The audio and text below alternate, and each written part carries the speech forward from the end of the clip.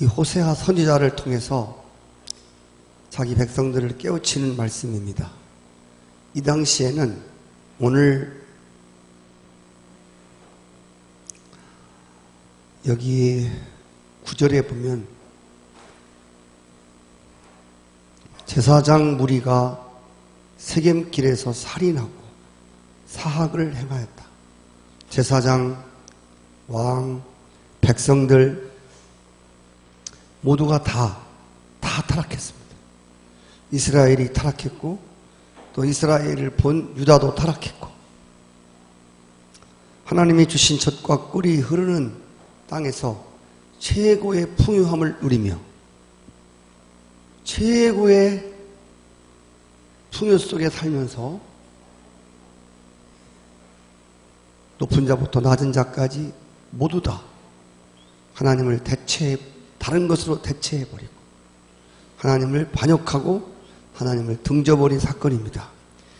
호세아, 음란한 고멜이라는 여인을 얻게 만들어서 그 고멜이라는 여인이 나가서 이방 많은 남자들과 함께 놀아나는, 그래서 자기 본 호세아의 아들들이 아닌 그런 다른 아들들을 또 낳게 되고, 또 이러한 타락한 고멜을 호세아를 통해서 계속 이렇게 데려오도록 하나님 말씀하십니다.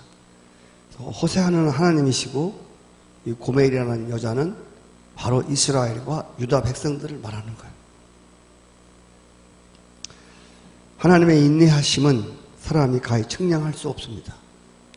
하나님은 참으로 노하기를 더디하시고 하나님은 웬만해서는 채찍을 드신 분이 아니에요. 하나님이 인내하심이, 하나님이 참고 참으심이, 사람들은 가히 하나님 참으심을 상상할 수도 없이 참으신 분이에요. 이스라엘에 대하여 계속 하나님의 사람들을 보내어서 그들을 깨우치려고 아무리 말을 해도 듣지는 않는 거예요. 결국은 하나님이 자기 백성들에게 이제 채찍을 드십니다. 몽둥이를 드십니다. 여러분, 때려도 안 들으면 하나님이 찢어버립니다. 자기 백성들을 찢어버려요. 때리시고. 이제는 하나님이 징계를 피할 수 없는 이런 단계까지 왔습니다. 하나님의 징계를 피할 수 없는, 하나님의 인내하심을 무시한, 또 하나님이 자기 백성들을 그렇게 막 무자비하게 사랑이 없는 하나님처럼 그렇게 채찍으로 때리고 몽둥이로 때리고 찢고 깨트리고, 이런 일들이 이제 5장에 계속 나오게 됩니다. 6장에 와서 오라, 우리가 여호와께 돌아가자. 이런 징계를 하신 하나님께로 돌아가자는 말이 어떻게 보면 말이 안 맞는 것 같아요. 하나님이 참다 몽둥이를 들으시고 채찍을 들으시고 그들을 까부수고 그들을 찢으시고 이런데 그 하나님께 돌아가자는 거예요. 여기 오늘 호세아가 6장 1장에서 여호와께 돌아가자고 외친 여기에는 분명한 이유가 있다는 겁니다. 돌아갈 수 없어요. 그런데 돌아가야 한다는 거예요. 여기 돌아가는데 분명한 이유가 두 가지가 있는데, 하나는 여호와께서 우리를 찢으셨으나 도로 낫게 하실 것이기 때문에, 우리를 치셨으나 다시 싸매어 주실 것이기 때문에 돌아가자. 하나님께로부터 채찍을 맞아 하나님께로부터 찢김을 당한, 하나님으로부터 침을 당한, 내침을 당한 하나님의 백성들이 어디 가서 이것을 싸매릴 곳이 없다는 거예요. 어디 가서 이것을 낫게 할 수 있는 그 어떤 것도 없다는 거예요. 하나님이 하나님의 징계로 하나님이 찢고 치신 것을 치료하고 회복하는 것은 다른 어떤 것으로도 안 되는 거예요. 어디를 가도 이것은 꿰맬 수가 없는 것이고 다시 회복할 수가 없어요. 오직 이 징계를 내리신 하나님께서 푸셔야 돼요. 하나님께서 그들을 싸매시고 하나님이 그들을 다시 낫게 하셔야 돼요. 하나님으로부터 온 징계는 하나님만 그 징계의 모든 문제를 풀 수가 있는 거예요. 그래서 호세아는 하나님께 돌아가야 한다는 거예요. 매를 맞아서 피투성이가 되었을지라도 하나님께 돌아가야 한다는 거예요. 그래야 그분이 새롭게 회복하시고 새롭게 고치신다는 거예요. 오늘 이 말씀 속에서 하나님은 우리를 절망의 자리로 떨어뜨리는 순간에도 하나님은 소망을 준비하신 분이시죠. 하나님은 당신의 백성들을 찢기만 하신 분이 아니라 하나님은 또 그들을 낫게 하시는, 하나님이 그들을 치시기만 하시는 분이 아니라 그들을 또 싸매어 주시는 바로 그런 하나님이시라는 것입니다. 그리고 2절에 보시면 이틀 후에 살리시며 셋째 날에 우리를 일으키시리니 그 앞에서 우리가 살리라. 이틀 후에 살리시고 셋째 날에 우리를 일으키시고 그 앞에서 살게 될 것이다. 하나님이 택한 백성들을 반드시 회복시켜 줄 것이라고. 여기 3일에 다시 일으킨다는 말, 어제 여러분 많이 들어봤죠? 예수님이 3일 만에 죽음에서 부활하셨잖아요. 3일에 다시 우리를 일으켜 주신다는 말은 예수 그리스도의 부활에 동참하여 새로운 생명을 주어서 새로운 삶을 살게 한다고 하는 것입니다. 회개하고 돌아오기만 하면 하나님이 피투성이가 되고 상처투성이가 되어서 도저히 살 수 없는 그런 이스라엘이라도 다시 하나님이 살리신다는 거예요. 그래서 사무엘상 2장에 보면 한나가 하나님께 간구한 찬송의 내용 중에서 하나님은 죽이기도 하시고 살리기도 하시고 하나님은 낮추기도 하시고 높이기도 하시고 하나님은 찢기도 하시고 낫기도 하시고 하나님은 치기도 하시면서 또 하나님은 또 감싸주시기도 하시는 그런 하나님이라고 말씀합니다. 모든 인간의 문제가 이 하나님과의 관계 가운데 있다는 겁니다. 모든 인간들이 겪는 고통이나 모든 인간들이 갖고 있는 모든 절망, 아픔, 이 모든 것은 다 하나님과의 관계 속에서 일어나는 것이라고 하는. 채찍을 들고 있는 아버지 앞에 서 있는 죄된 자식이 할 수 있는 가장 현명한 방법은 아버지 품속으로 뛰어드는 거예요. 제가 여러분에게 말씀드린 것처럼 우리 이제 애들을 키울 때 우리 큰딸이 있고 또 작은 우리 아들이 있잖아요. 말씀드린 대로 이 큰딸은 때리면 죽어도 잘못된 소리를 잘 안 해요. 근데 우리 아들은 매만 틀으면 싹싹 빌어. 그래서 많이 안 맞았다고 했죠. 예. 잘못해서 화가 나서 오죽하면 채찍을 들은 부모에게는 그 부모에게 다른 게 할 게 없어요. 고집핀다거나 벅벅거린다거나 이게 그게 아니고 그냥 그 품속에 뛰어드는 거예요.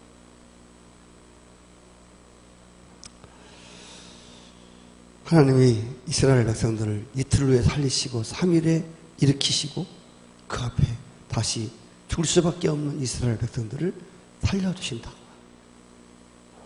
네. 이러한 믿음을, 이러한 소망을 지금 찢기우고 상처받고 절망 중에 죽을 수밖에 없는 이스라엘에게 호세아가 말하고 있습니다. 3절에 그러므로 우리가 여호와를 알자. 힘써 여호와를 알자. 하나님을 아는데 힘써서 알자는 거예요.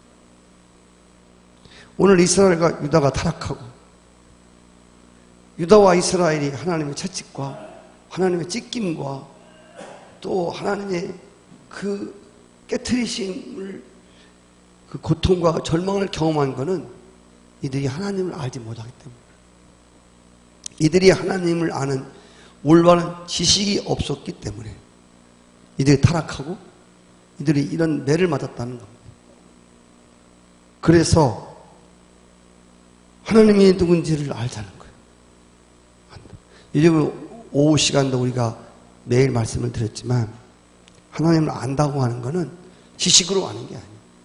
하나님 천지를 창조하신 분, 하나님 독생자 예수를 주신 분, 이렇게 따르르하게 무슨 시험 보는데 시험 답안지 외우듯이 그렇게 하나님을 아는 걸 말하는 게 아니에요.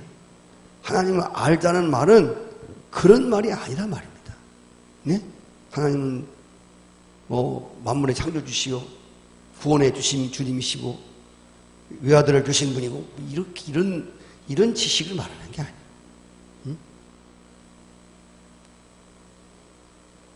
여기서 하나님을 알자는 말은 인격적으로 하나님을 알자는 거예요. 예. 하나님과의 교제 가운데. 그래서 히브리서에 나오는 알자라는 말은 야다이라는 말인데, 야다이라는 말은 무슨 거냐면 그냥 이렇게 그냥 아는 게 아니라 관계 속에 깊이 사귀어 보니까 깊이 같이 살고. 이게 야다라는 말은 무슨 뜻이냐면 안다라는 말인데, 여기서 안다라는 뜻은 부부가 인격적으로 만나서 결혼해서 함께 살면서 저 사람이 누구고 이런 아는 관계. 그래서 사실은 야다라는 말 속에는 다 어른들이 모였으니까 성적인 접촉을 말하는 거예요. 이렇게 깊은 관계를 말하는 거예요. 그래서 그분을 아는, 이걸 말하는, 인격적인 교제 속에서 그분을 아는 걸 말하는 거예요. 누가 그렇다고 하더라, 들어서 아는 것, 그런 게 아니에요. 직접 그분과의 사귐 속에서, 그분과의 직접적인 교제 가운데서 그분을 알게 되는 거예요. 그분이 나를 알고 내가 그분을 알고. 이것을 지금 힘써 알자고 하는 거예요. 이 알자. 오늘날 여러분 지식과 지혜가 얼마나 눈부십니까? 최고의 지식을 자랑하고 있습니다. 최고의 지혜로 하나님까지 제껴버리는 이런 시대에 살고 있습니다. 사람들의 지식이 얼마나 높습니까? 사람들이 지혜가 얼마나 충만합니까? 그런데 중요한 게 뭐냐면 이 지식과 지혜가 눈부시게 발전한 이 시대 가운데서 정작 하나님을 아는 지식과 지혜는 점점 멀어져 간다는 거예요. 여러분 잠언서에 보시면 뭐예요? 지식과 지혜의 근본이 하나님을 아는 거예요. 하나님을 경외하는 거예요. 인간이 박사학위를 몇 개씩 갖고 있고, 인간이 최고 학위를 갖고 있고, 근데 인간이, 어떤 인간이 IQ가 뭐 150 아니라 200 아니라 500이 됐을지라도 하나님을 아는 지식이 없다면, 하나님을 아는 지혜가 없다면 그 지식으로, 그 지혜로 지옥 가는 거예요. 그래서 이 시대에 다른 것은 혹시 다른 것 아는 것에 뒤떨어져도 우리가 하나님이라고 하는 그분의 인격적인 관계 속에서 그분과의 사랑의 교제 가운데, 사귐 가운데서 하나님이 누군지를 알아요. 하나님이 누군지를 알으면 결코 하나님을 등지고 나갈 수 없어요.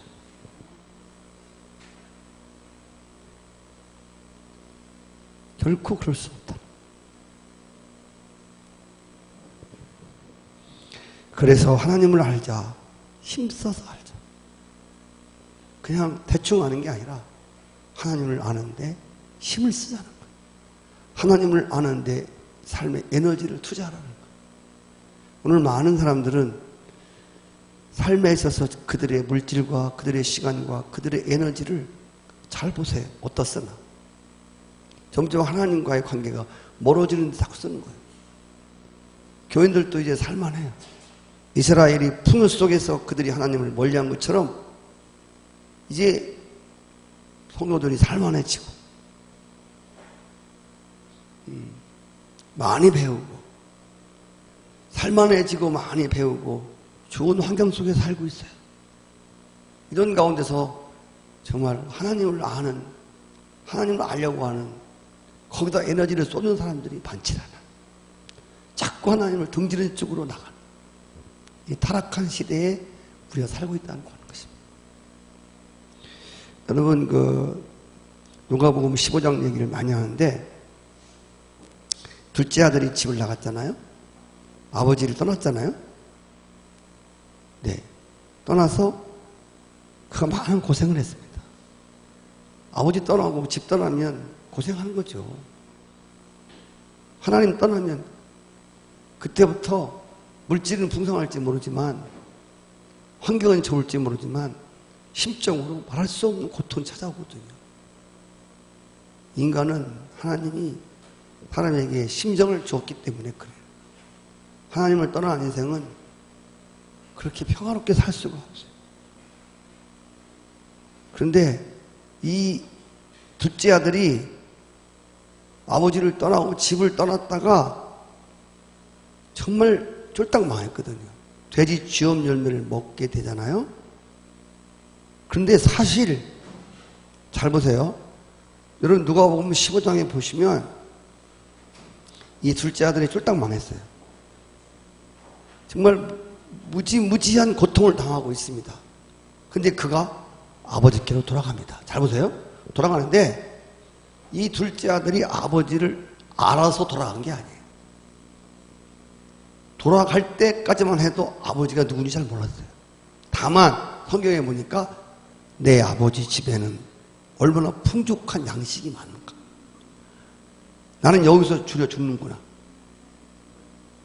자기 아버지 집에 풍부한 재물이 있다고 하는 것, 이걸 고백했지 아버지가 돌아가면 받아줄 것이다. 우리 아버지는 선하신 분이야. 우리 아버지는 회개하고 돌아오다. 이런 얘기 하나도 안 씁니다. 사실상 둘째 아들은 집에 들어가서 돼지게 맞을 생각한 거예요. 차라리 맞아도 우리 아버지 집에 재물이 많이 풍성하니까 여기서 굶어 죽는 것보다 낫다.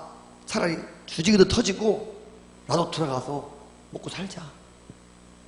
이렇게 그가 이런 마음 갖고 갔단 말입니다. 근데 보니까 아버지가 대문간에 나와서 기다리고 있어요.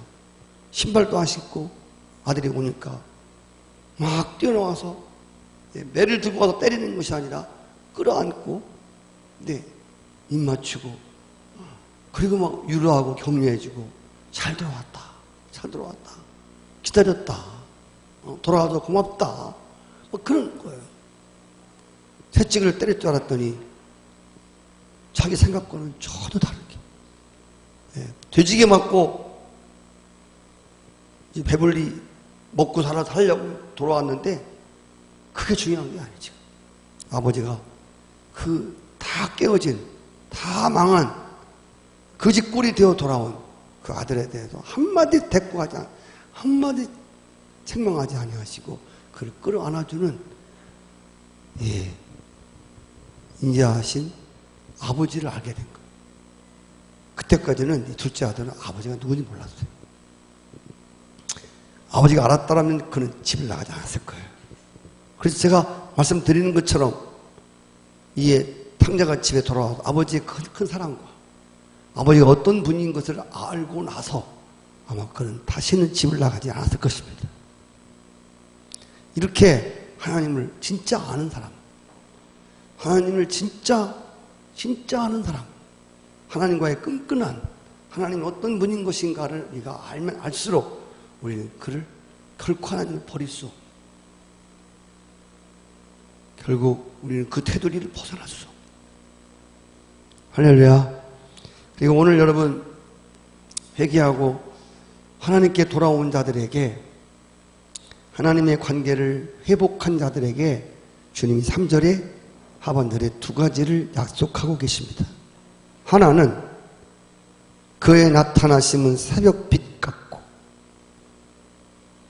어김이 없나니 땅을 적시는 늦은 비와 같이 우리에게 임하시리라. 이 두 가지가 나와요. 회개하고 하나님 앞에 돌아오면 하나님이 돌아온 자들에게 새벽빛같이 어김없이 나타나겠다는 거예요. 새벽빛이 뭡니까? 새벽에 동이 터오면 어둠이 다 사라지는 거예요. 이렇게 회개하고 하나님께 돌아만 오면 어떤 상태든지 찢겼든지 깨졌든지 망했든지 죽게 되었든지 어떤 자리에 있을지라도 회개만 하고 하나님께 돌아만 오면 하나님이 새벽빛같이 나타나사 그에게 어김없이 임하여 주사 모든 어둠을 물리치시고 새로운 날을 주신다는 것입니다. 어두운 날을 지나가고 새로운 날이 밝아온다는 뜻입니다. 어떤 자리에서든지 회개하고 돌아만 오면. 두 번째로는 땅을 적시는 늦은 비같이. 여기 늦은 비라는 말은 원어에서 보면 아주 땅을 적시는 풍족한 비를 말합니다. 감질나는 비가 아니고 돌아온 자들에게는 하나님이 새벽 빛같이 나타나서 모든 어두움을 다 제거하시고 새로운 날을 주시고 또 하나님이 땅을 적실 풍성한 하나님의 은혜가 그에게 주어진다고 하는 약속을 주시고 있어요. 회개하고 돌아만 오면. 하나님과의 그 인격적인 참된 사귐의 교제 가운데 다시 돌아오면. 오늘 많은 성도들이 교회 생활을 하지만 제가 주일날 오후에 매일 말씀드리지만 이렇게 하나님과 깊은 사귐을 갖는 교인들이 많지 않아요. 하나님과 이렇게 깊은 교제를 갖는 교인들이 많지 않아요. 하나님과 인격적인 관계 속에서 친밀한 관계 속에 있는 교인들이 많지가 않아요. 돌아오란 말은 예수 안 믿는 사람도 돌아올 얘기가 아니에요. 여기 돌아오란 말은 하나님을 믿는 하나님의 백성들이라고 하는 사람들을 보고 돌아오라는 겁니다. 아멘이시죠?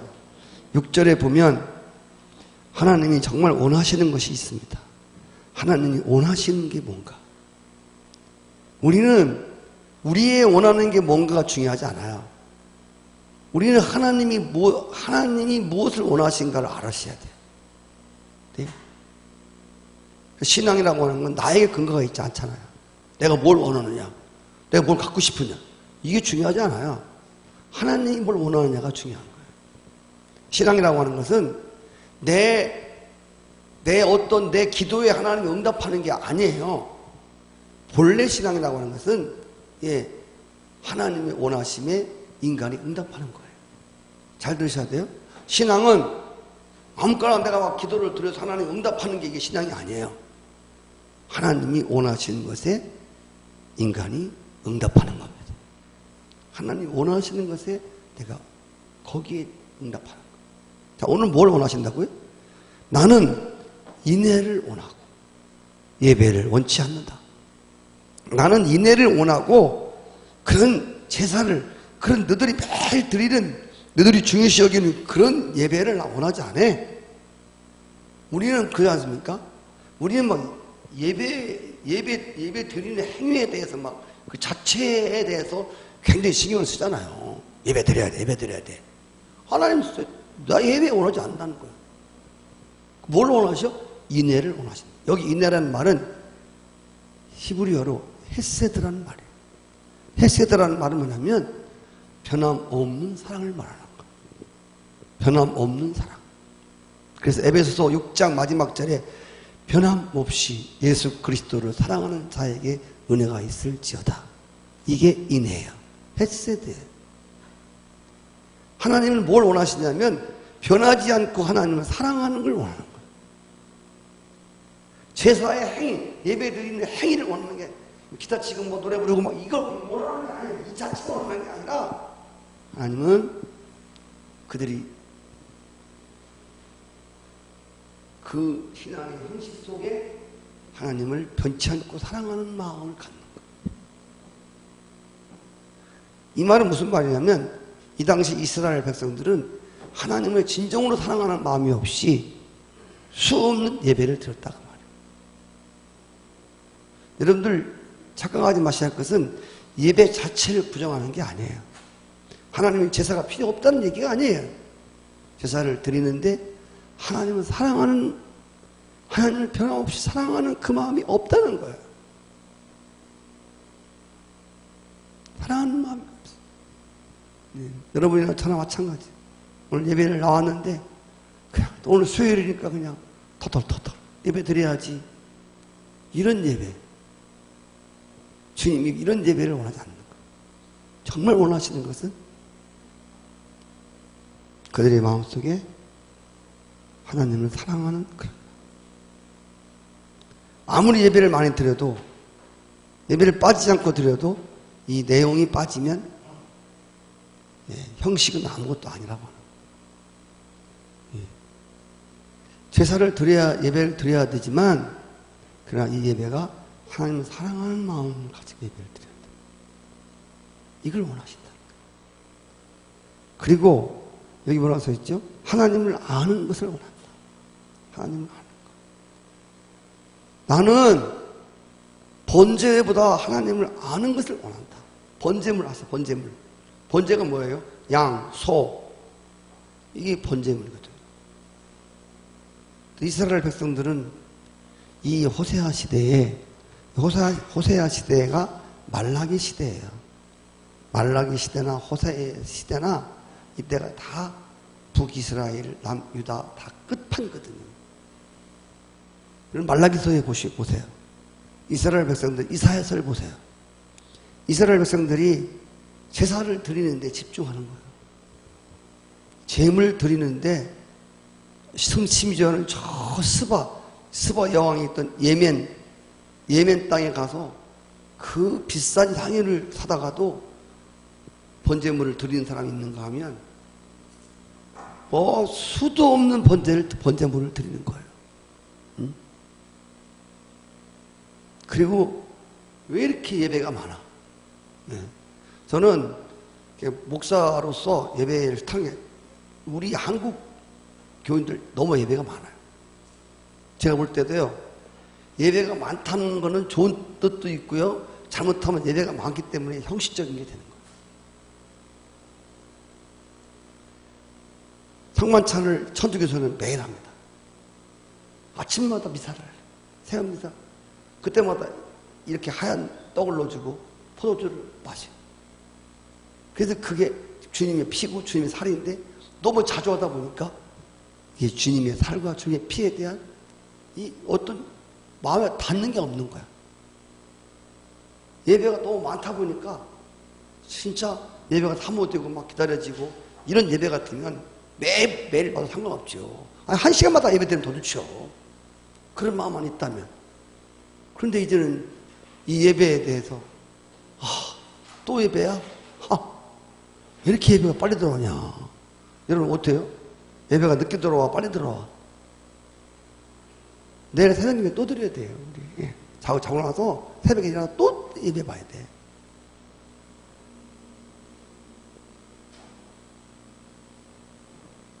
저는 개인적으로 생각하지만 중요한 건 뭐냐면 예배를 드리는 게 중요한 게 아니라 정말 그 속에 예물을 드리는 것이 중요한 게 아니라 그 속에 정말 하나님을 사랑하고 하나님을 진짜 하나님과의 교제 속에서, 하나님의 진한 관계 속에서 인격적으로 하나님께 나를 드리는, 하나님 원하는 게 예배 자체가 아니잖아요.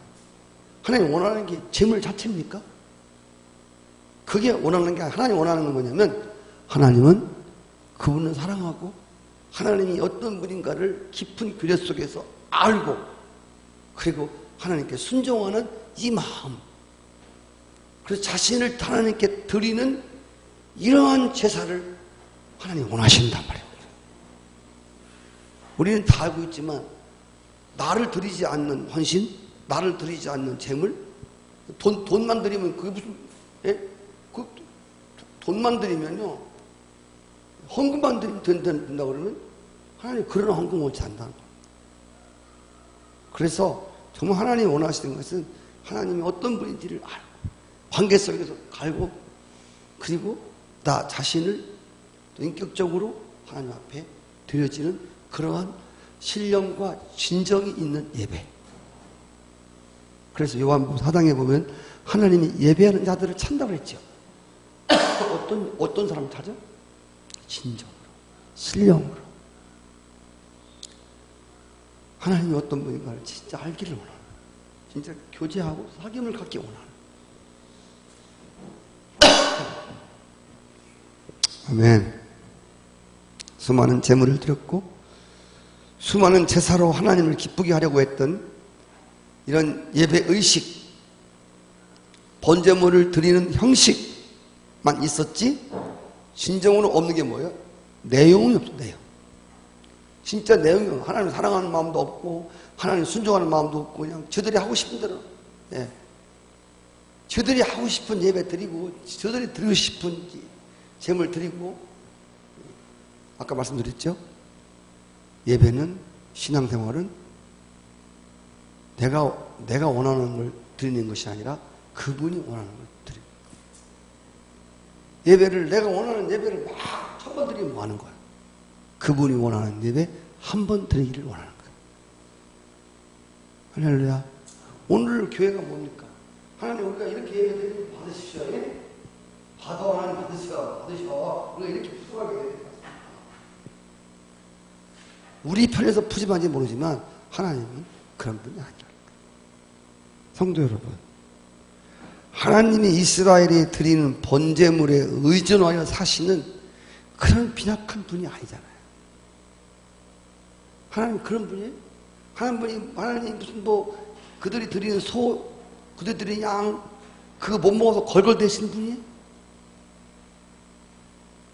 그거 의존해 사시는 분이에요? 하나님은 천지를 창조하신 분. 산도 내 것이고 바다도 내 것이고 하늘도 내, 땅도 내 것이고 모든 짐승들이 다 내 것이고. 정말 하나님이 진정으로 받으시고자 원하시는, 그들 자신을 원하시는, 그들의 마음을 원하시고 그들의 중심을 원하시고 그 중심 하나님을 사랑하고 정말 하나님과의 사귐을 갖는 이걸 원하시는 거예요. 그게 있다면, 그게 정말 하나님과의 사귐이 진짜라면, 정말 하나님을 사랑하는 마음이 진짜 있다면, 조금은 어떻고 많으면 어때? 아멘. 예. 예배를 안 빠지고 예배를 드리는데 하나님 사랑하고 사모하는 마음도 없고 정말 하나님과의 사귐도 없는 그 예배는 잘해요. 예배 자체를 보고 하나님과의 깊은 관계가 있다고 볼 수는 없단 말이에요. 오늘 말하는 그 말이에요. 이스라엘 백성들이 수없는 예배와 번제를 드렸지만 정말 그 마음이 하나님에게서 떠난 마음이라는 거죠. 자, 그리고 7절 한번 볼까요? 그들은 아담처럼 언약을 어기고 거기서 나를 반역하였느니라. 아담처럼 언약을 어긴. 그래서 주님이 뭘 원하시자면, 잘 보세요. 아담이 하와가 따먹지 말라고 하는 하나님의 약속을 어겼습니다. 그래서 선악과를 따먹었어요. 약속을 어겼습니다. 여기는 어긴 거를 반역이라고 기록되어 있습니다. 반역. 그리고 여러분 아다시피 모세가 시내산에 십계명을 받으러 올라갔을 때에 아론을 중심으로 금송아지를 만들었어요. 예.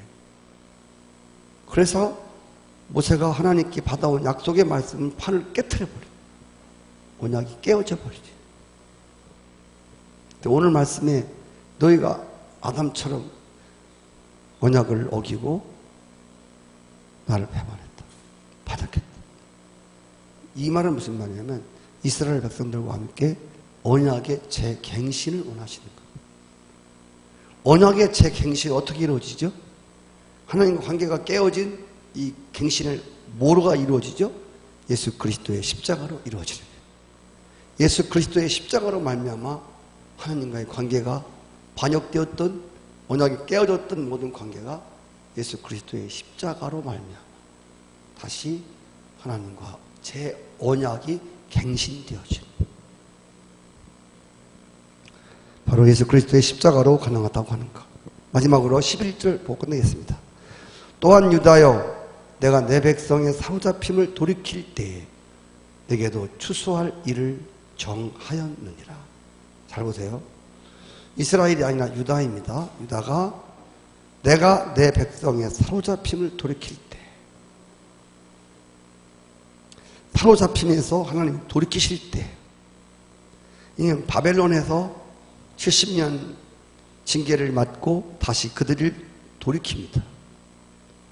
그때 내게도 추수할 일을 하나님이 정하여 놨다는 것입니다. 여기 추수할 일이라고 하는 것은 다른 게 아니라 거두는, 열매를 거두는, 그들을 회복을 말하는 것입니다. 그래서 하나님이 유다 백성을 바벨론에게 붙들려 가게 해서 70년 동안 포로살이하면서 정말 죽사발 나는 고통을 받습니다. 그리고 다시 그들을 돌이키실 때 하나님이 그들을 회복하실 것을 미리 정하여 놓았다는 겁니다. 미리 정하여. 참 하나님이 이런 분입니다. 오늘 이야기는 이스라엘의 그 타락과 이스라엘의 반역, 그리고 이스라엘의 그 말할 수 없는 피투성이와 절망과 어두움과 그 내침을 당할 수밖에 없는 그 이스라엘과 하나님, 그들을 끝까지 놓지 않으시고 그들을 끝까지 사랑하시고 또 그들에 대한 집념을 포기치 아니하시는 하나님에 대해서 말하고 있습니다. 극치에 타락한 자기 백성과 그들을 사랑하시고 그들이 돌아오기만 하면 용서할 준비가 되어 있고 그들을 고치시고 그들을 회복하시고 그들을 살리시고, 이런 지금 극치에 이해 안 되는 하나님에 대해서 지금 말하고 있는 거예요. 오늘 우리의 모습을 말하는 거예요. 돌아갈 수 없는 우리의 죄가로 보면 하나님께 돌아갈 수가 없고 받아줄 수도 없는 우리 편에서 볼 때는. 그러나 하나님 오늘도 이 말씀에 의지하여 예수 그리스도의 십자가로 깨어진 언약을 재갱신시키고 하나님께 돌이키기만 하면, 아멘. 하나님이 미리 정하여 놓으신 것이 있단 말이에요. 돌아오면 여기 말씀한 대로 추수할 일을 정하여 놓았다. 하나님이 추수가 뭐죠? 추수. 알곡은 걷어들이고 쭉적이는 버리는 거 아닙니까? 하나님이 회복시키실 때 또 이렇게 알곡들을 추리는 추수를 말하고 있는 거예요. 그러니까 유다 백성을 바벨론의 포로로 끌려가게 하실 때 하나님은 그들을 돌이키실 걸 준비하시고 또 그들이 돌아오면 그들을 알곡을 만들어서 추수해서 알곡 창고에 드릴 것을 미리 정하여 놓았다는 말입니다. 이런 하나님이시죠. 이스라엘 백성들은 까마득히 알지 못하지만 하나님은 이렇게 깊으시고 하나님은 이렇게 넓으시고 이런 분이 바로 여러분이 주님이라고 부르시는 그 하나님이라고 합니다. 오늘도 이 말씀을 통해서 이스라엘의 이야기지만 나의 이야기, 너의 이야기, 또 우리의 이야기가 돼요.